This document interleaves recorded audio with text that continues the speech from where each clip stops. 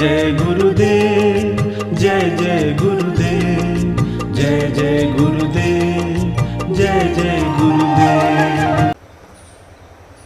श्रीमद् करुणा सागर महाराज की जय, श्री कैवल धाम की जय, श्री अविचल दास जी महाराज की जय। सत केवल साहेब, सत केवल साहेब, सत केवल साहेब। परम गुरु श्रीमद् करुणा सागर महाराज श्री रचित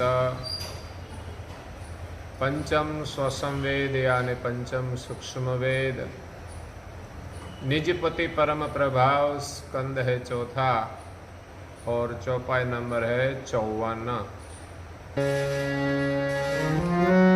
निज कैवल करता से आपो,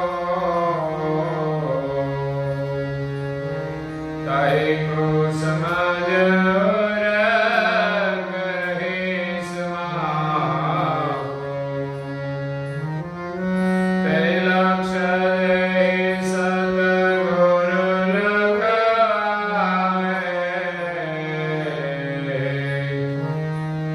जो गुरु चरण कमल जे आवे। प्रिय भक्तजनों,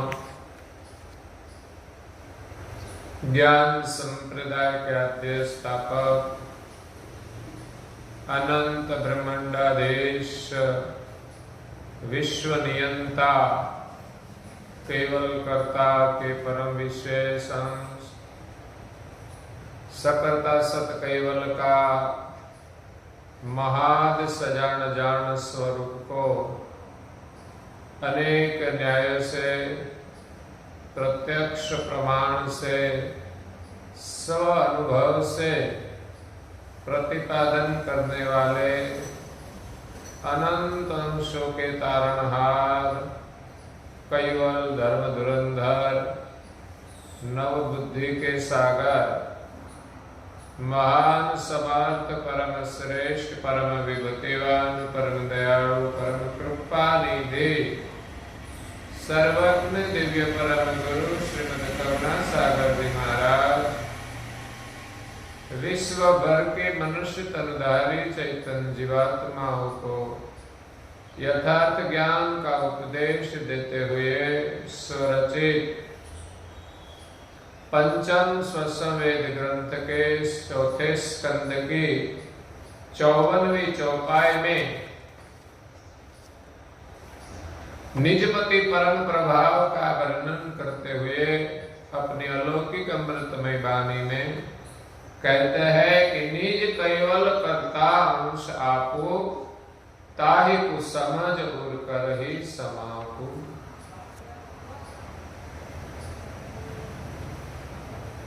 संसार के बंधनों से मुक्त होने के लिए निज घर की प्राप्ति करने के लिए हमें संसार की शुद्र उपासनाएं छोड़कर और पंच शरीर का जो प्रपंच है, जिस प्रपंच में अंश पंच शरीर के संग से अहम में धारण करके अपने को भूलकर वो शरीर रूप हो गए, मैं कौन हूं, मेरा कर्ता कौन है, उनकी स्मृति भूल गए। तो दिव्य परम गुरु जी यहां हमें यही लक्ष्य प्रदान करते हैं कि मैं कौन हूं। पंच शरीर के संग हम शरीर की अस्मि धारण करके ऐसा मानते हैं कि मैं शरीर हूं। स्थूल देह की अस्मि है देहोस्मि, सूक्ष्म शरीर की अस्मि है जीवोष्मी, कारण देह के अस्मि है शिवोष्मी, महाकारण के अस्मि है ब्रह्मास्मि, और पांचवें परम कारण देह की अस्मि स्वरूपास्मि निरंजन। निरंजन अधिष्ठान है पांचवा परम कारण देह में, जहां अंश का स्थान है। स्थूल सूक्ष्म कारण तन जेहि महाकारण पर परम विदेहि, परम विदेहि सोई निज आप रूपा, सो निश्चय करि तत्व अनुपा। तो पंच शरीर के तत्वों के भाग त्याग करके हम देखें तो अपना स्वरूप का अनुभव होगा। पांचवा परम कारण देह से हमारा स्वरूप परे है। निज कैवल कर्ता अंश आपू, ताहि तु समझ उर करहि समापू। तेहि लक्ष्य जेहि सद्गुरु लखवावे, जो गुरु चरण कमल जेहि आवे। कि अपना जो स्वरूप है पंचतन के पार,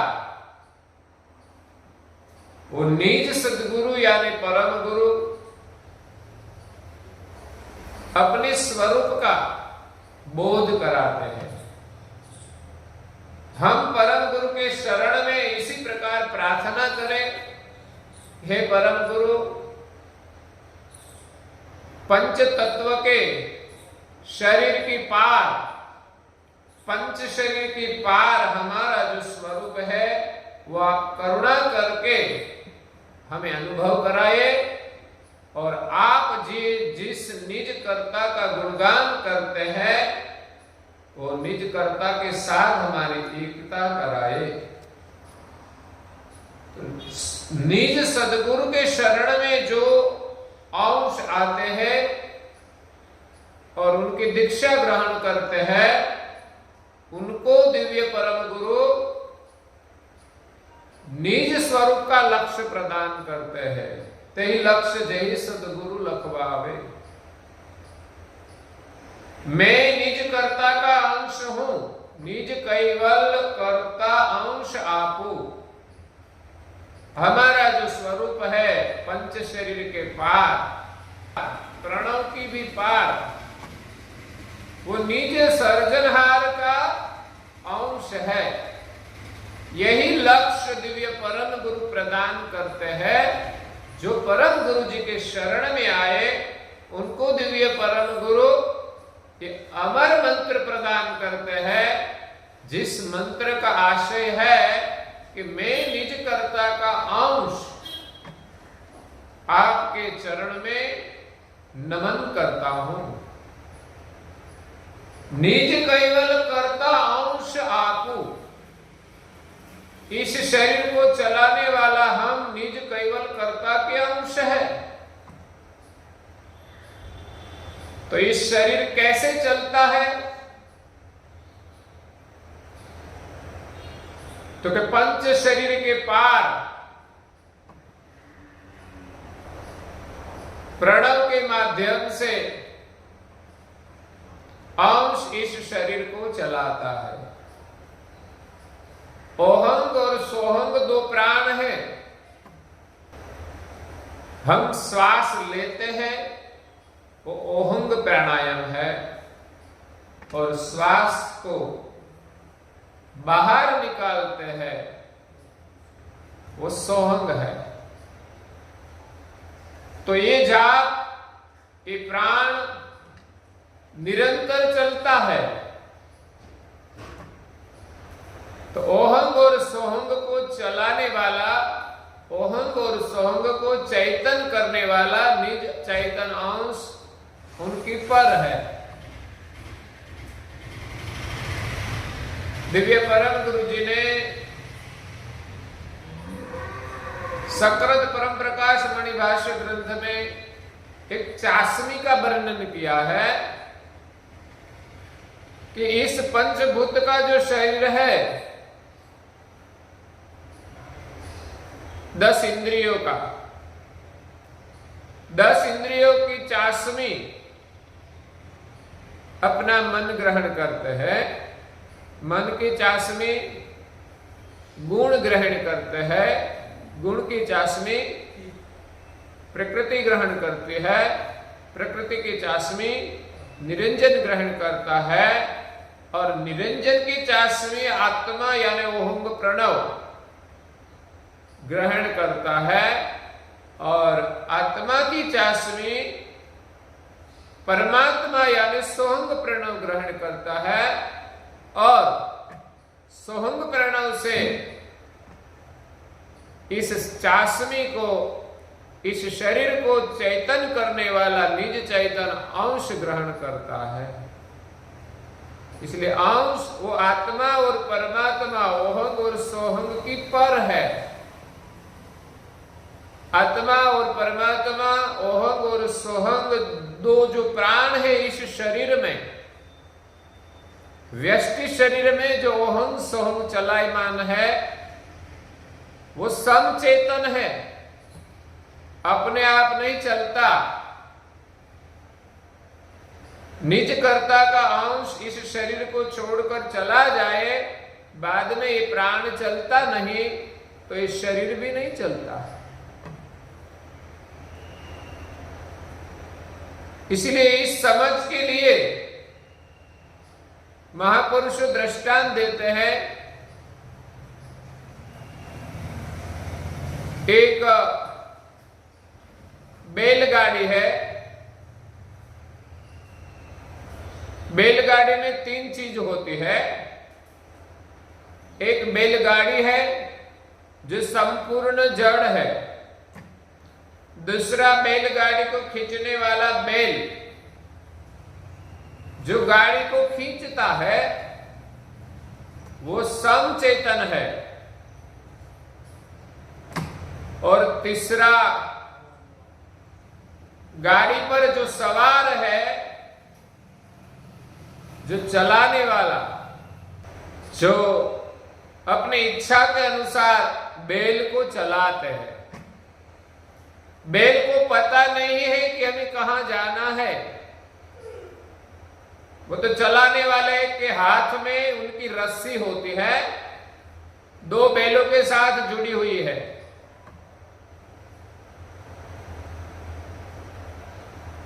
वो चलाने वाला जिस प्रकार इशारा करता है उसी प्रकार बैल आगे बढ़ता है। बैल को पता नहीं कि हमें कहां जाना है, हमारा घर कहां है। मानो कि बैलगाड़ी को लेकर कहीं अनजान शहर में हम गए, बाद में बैल को पता नहीं होता कि हमारा घर कहां है, और बैल को वो भी पता नहीं है कि हमें कहां जाना है। वो जानने वाला, चलाने वाला जो करखी है वो जानता है। गाड़ी को तो कुछ पता नहीं, वो तो संपूर्ण जड़ है, गाड़ी अपने आप चलती नहीं, वो तो बैल खींचता है तब चलती है। इसी प्रकार ये शरीर गाड़ी है, उनको कुछ पता नहीं,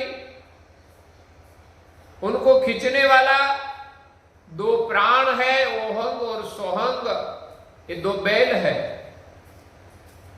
वो खींचता है, चेतन करता है, लेकिन खुद को पता नहीं है कि हमें कहां जाना है। तो वो पता इस दोनों बैल को चलाने वाला जो चैतन अंश है, जिनकी सत्ता से ही ओहंग और सोहंग दोनों सचेतन हुए हैं, सजान रूप हुए हैं।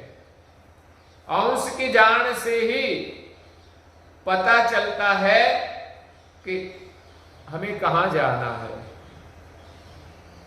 तो इसी प्रकार इस शरीर में हम शरीर नहीं है, हम प्राण नहीं है, हम उनके पर प्राण को चलाने वाला चैतन अंश, निज कर्ता की वंश के है, निज कर्ता की सजाति के है। यही लक्ष्य दिव्य परम गुरु प्रदान करते हैं कि ओहंग सोहंग ये दो सत चरण है। युगल रूपंग त्वं नमामि। ये युगल दोनों का जो स्वरूप है, युगल रूपंग, रूप अंग, उनका जो अंग है, उनका जो स्वरूप है, वो ओहंग यानी अंश की जो जान है वो ओहंग है।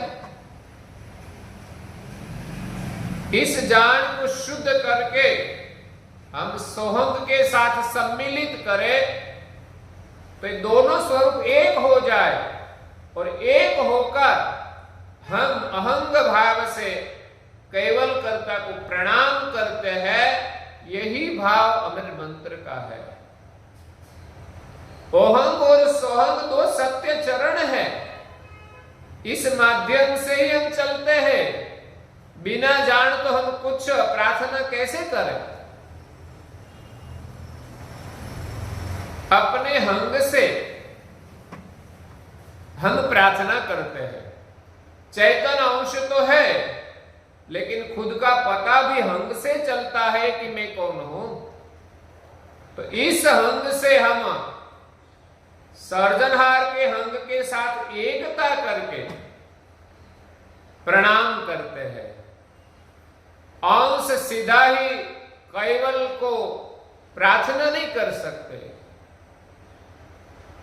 कैवल का भी हंग है, सर्वज्ञ है। अंश का भी हंग है, वो अल्पज्ञ है।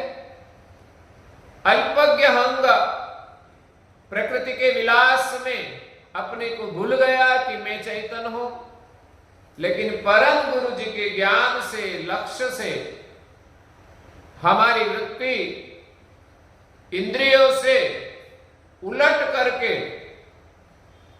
अपने स्वरूप में ले जाए और अपने हंग से अनुभव हो कि मैं निज केवल कर्ता का अंश हूं। यही हमारा लक्ष्य है। तो यही लक्ष्य से हम निज कैवल का भजन करें। पुग सके सोई हंगे हंग जप, नैन लगे जो रबही, अन्य विजाति इंद्रिय अनुभव से निरखी सके नहीं कबही। हम कभी भी इंद्रियों से सर्जनहार का दर्शन नहीं कर पाएंगे। इंद्रियों के व्यवहार से भजन नहीं होगा। इंद्रिय से क्रिया होगी, लेकिन भजन तो हमारा जो हंग है ओहंग, वो ओहंग को शुद्ध करके कैवल का जो सर्वज्ञ हंग है सोहंग, उनके साथ एकता करे तो पुग सके सोई हंगे हंग जपा। तो हंगे हंग का जो जप है वही कैवल को अंगीकृत होता है। नैन लगे जो रबही, यह सजाति को ही ग्रहण करता है। हंग के बिना, शुद्ध हंग के बिना हमारा भजन कैवल को अंगीकृत नहीं होगा, क्योंकि हमारा हंग कर्ता की सजाति का है। जैसे नैन लगे जो रबही, हमारा नयन सूर्य और सूर्य के प्रकाश को देखते हैं, क्योंकि हमारा नेत्र उस सूर्य के सजाति के है। सूर्य का अंश अपने नेत्र में है। इसी प्रकार इस शरीर में सर्जनहार का अंश हम है और हमारा हंग की एकता सर्जनहार के हंग के साथ करे। वो सजाति से, हंगे हंग जप से यही भजन कैवल को अंगीकृत होता है।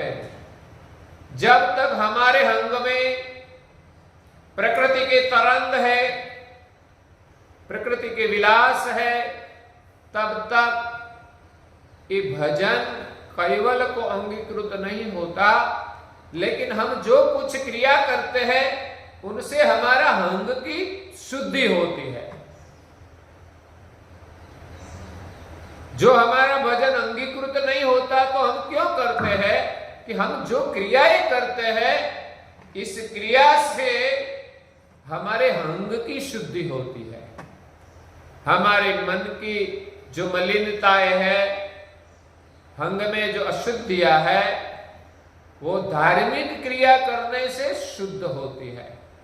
बाद में संपूर्ण हमारा अंग शुद्ध हो जाए, अगर तो जितने समय हमारा अंग शुद्ध होकर हम कैवल का भजन करें, तो वो भजन कैवल को अंगीकृत होता है। तो हम कैवल कर्ता के अंश है, यही समझ हमारे हृदय में धारण करके हम लक्ष्य भजन करें। तेई लक्ष्य जही सतगुरु लखवावे, यही लक्ष्य सतगुरु हमें हमारे हृदय में स्थापित करते हैं। जो गुरु चरण कमल जही आवे, गुरु के चरण में जो जाता है उनको ही यही लक्ष्य मिलता है। गुरु के शरण में जाने का मतलब हम गुरु के शरण में जाकर दीक्षा ग्रहण करते हैं, उपदेश लेते हैं, मंत्र ग्रहण करते हैं, कंठी बोध करते हैं। ते मंत्र तो हमें मिलता है, लेकिन उनके शरण में जाने का मतलब कि हमारा तन मन सब कुछ परम गुरु के शरण में हम अर्पण करें, तब ही यही लक्ष्य का हमें अनुभव होता है। ते लक्ष्य जपत जपत जन जय,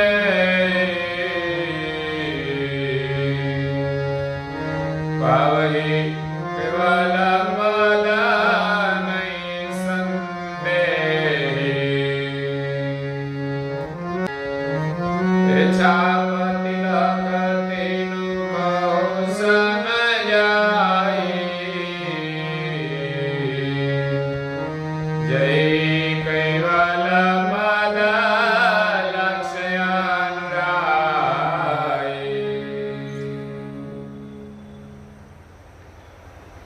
दिव्य परम गुरु जी के शरण में समर्पित भाव से जो आते हैं, उनको परम गुरु का अमर मंत्र मिलता है। श्रद्धा से हम यही अमर मंत्र का निरंतर जाप करें, तो तेई लक्ष्य जपत जपत जन जेहि। श्रद्धा से हम जपते रहे, समर्पित भाव से हम जपते रहे, तब परम गुरु की करुणा से ये मंत्र की समझ भी हमारे हृदय में आएगी। पावहि कैवल पद नहीं संदेही। परम गुरु जी जो हमें अमर मंत्र देते हैं, जो अमर मंत्र है, उनका नाम अमर मंत्र है, जो हमें अमरत्व की पहचान कराते हैं। हमारा स्वरूप और निज कर्ता दो अमर पद है, जिनकी अनुभूति हमें अमर मंत्र से होती है। ऐसे तो ब्रह्म भी अमर है, लेकिन वो निष्क्रिय है, भावाभाव से रहित है, अकर्ता है। लेकिन सजान स्वरूप जो अंश है और महान सजान जान स्वरूप जो अंशी है, उसका अनुभव जिन मंत्र से होता है वो अमर मंत्र है। अमर मंत्र के अंदर जो अक्षरों का मिलन है, उनका सार अक्षर की पार है। क्योंकि हमारा निज स्वरूप है वो अक्षर की पार है,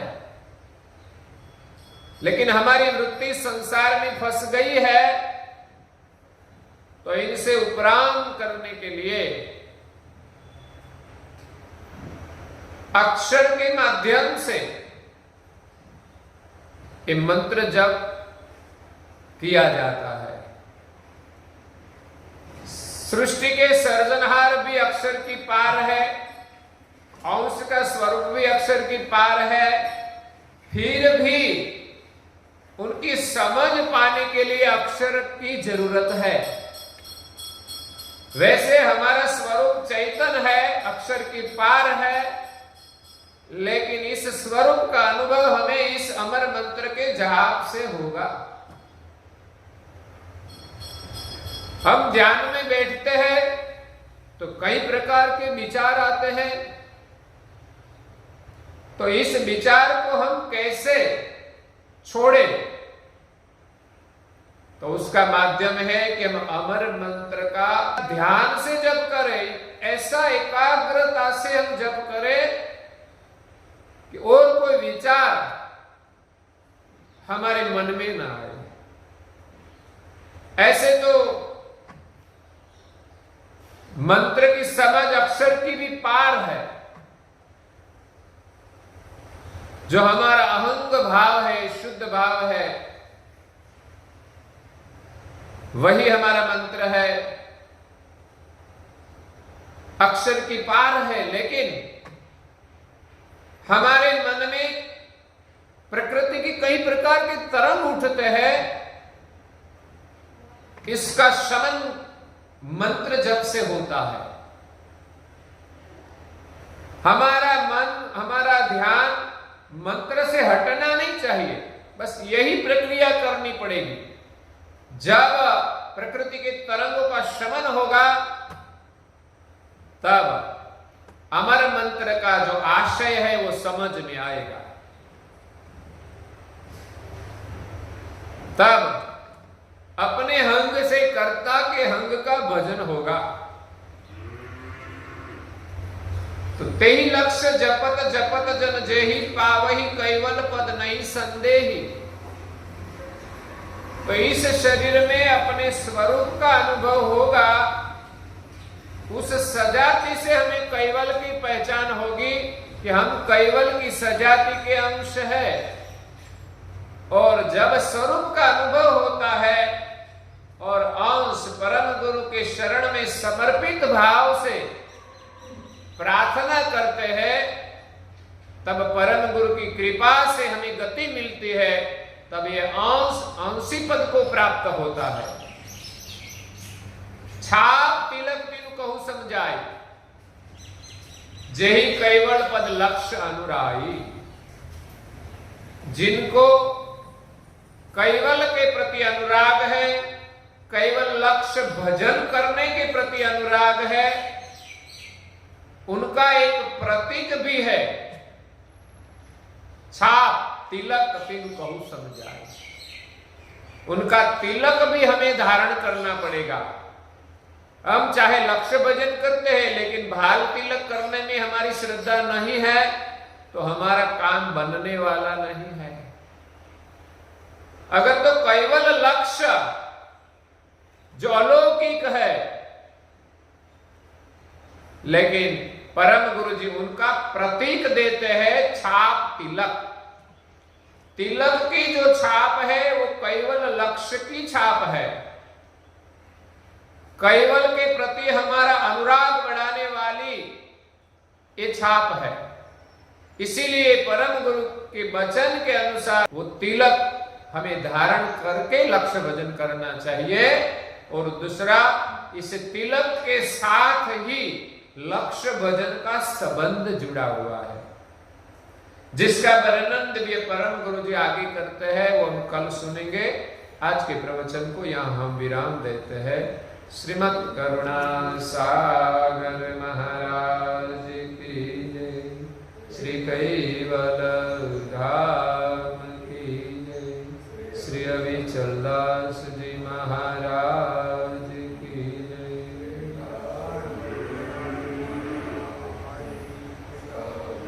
सत्य साहेब, सत्य साहेब।